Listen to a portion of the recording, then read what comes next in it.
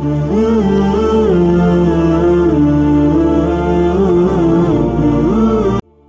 صلی اللہ علیہ وسلم نے چند لوگوں کو کچھ عطیہ دیا اور سعد وہاں موجود تھے۔ وہ کہتے ہیں کہ رسول اللہ صلی اللہ علیہ وسلم نے ان میں سے ایک شخص کو کچھ نہ دیا، حالانکہ وہ ان میں مجھے سب سے زیادہ پسند تھا۔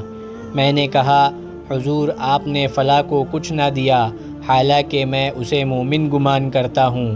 آپ نے فرمایا، مومن یا مسلمان؟ میں تھوڑی دیر چپ رہ کر پھر پہلی بات دہرانے لگا۔ حضور صلی اللہ علیہ وسلم نے پھر دوبارہ وہی جواب دیا۔